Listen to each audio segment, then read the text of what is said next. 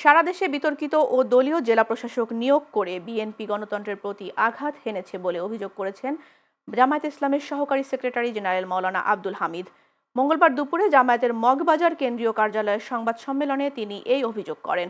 আব্দুল হামিদ বলেন, জাতীয় নির্বাচনের পরে স্থানীয় নির্বাচনে আশা করেছিল দেশবাসী, কিন্তু সরকার জনগণের প্রত্যাশার বাইরে গিয়ে জুলাইয়ের চেতনাকে অবমাননা করেছে।